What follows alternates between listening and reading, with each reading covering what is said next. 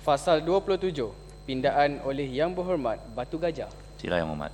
Terima kasih Datuk Pengerusi. Ia adalah berkaitan cadangan pindaan dengan tadi Seksyen 22, Seksyen 26 dan sekarang pula berkenaan Seksyen 27 berkenaan kuasa rujuk-merujuk.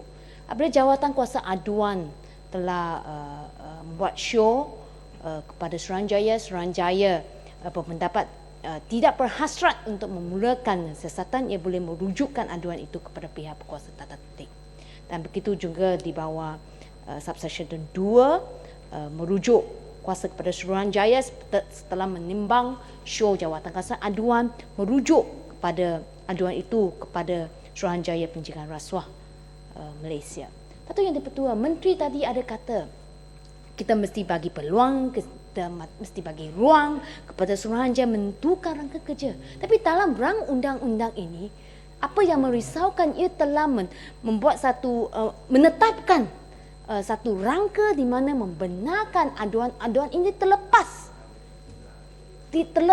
daripada penyiasatan yang mendalam, penilaian yang mendalam oleh Suruhanjaya ini.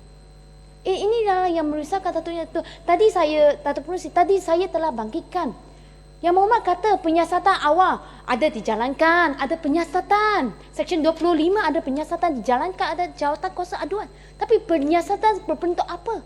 Kalau kita tengok, hanya Jawatan Kuasa Aduan hanya menjalankan penyiasatan awal yang berbentuk menentukan jenis salah laku atau sama ada Suruhanjaya patut atau tidak patut mengadakan satu aduan, mengadakan satu siasatan yang sepenuhnya.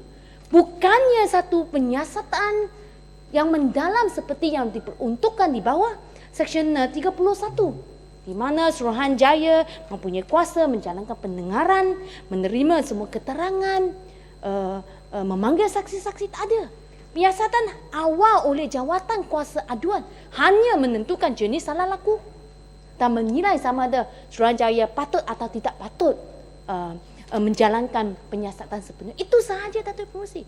Jadi saya tadi bangkitkan adalah apakah akan terjadi kalau kes yang tiada sebarang penyiasatan, jangan kata awal, jangan kata penyiasatan awal, kalau tiada langsung penyiasatan dijalankan Jawatan Kuasa Aduan dan Suruhanjaya menerima show Jawatan Kuasa Aduan untuk rujuk ini kepada pihak berkuasa tata tertib dan pihak berkuasa tata tertib dalam 30 hari menjawab.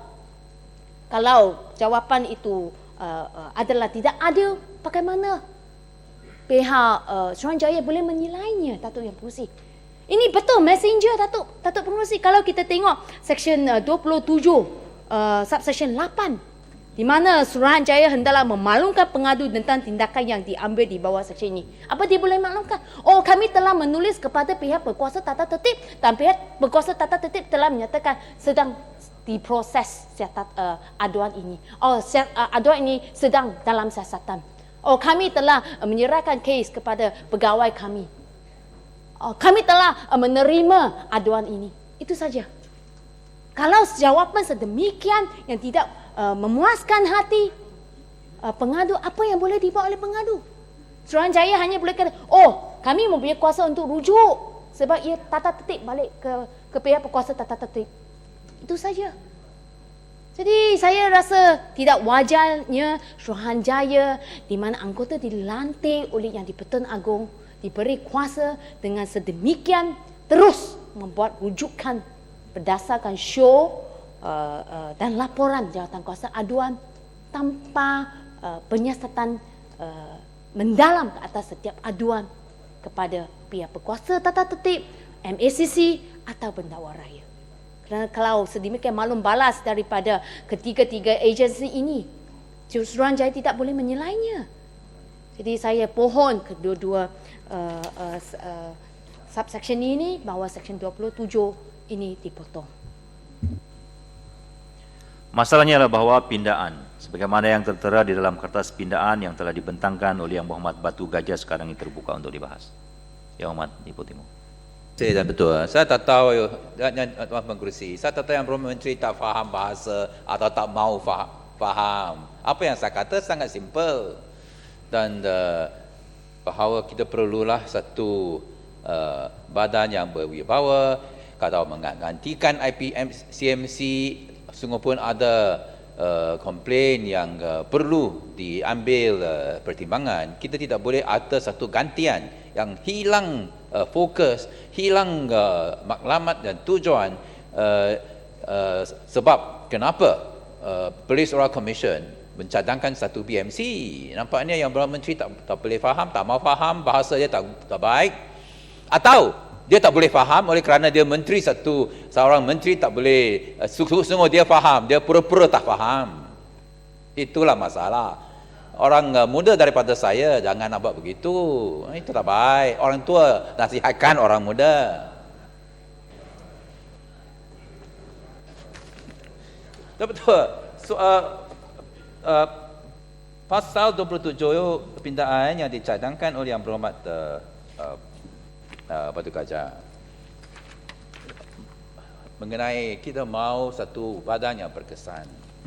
Mungkin tadi saya silap, saya tarik balik apa saya kata, memohon maaf oleh kerana saya kata 3 pigeonhole, bahawa siap tubuh 3 pigeonhole, komplain-komplain, 1 bagi badan yang tata tertib, 2 bagi SPRM, 3 bagi pendakwa raya. Bukan pigeonhole, mungkin perlu 3 building, 3 bangunan, 1 bangunan untuk komplain-komplain yang dirujuk kepada badan tata tertib, ke bangunan yang kedua untuk komplain-komplain rujuk kepada SPRM, bangunan yang ketiga kepada komplain-komplain kepada pendakwa raya, dan akhirnya 5% 1 bilik cukuplah. Jadi kenapa kita mau satu badan di mana nampaknya ini akan berlaku? Kita mau 100% komplain-komplain dikendalikan, disiasati oleh badan ini. Khasnya ada 21 agensi-agensi. Itulah. Kalau tak faham, nanti saya boleh terangkan lagi kepada Yang Berhormat Menteri. Saya tahu bukan senang untuk Yang Berhormat Menteri faham.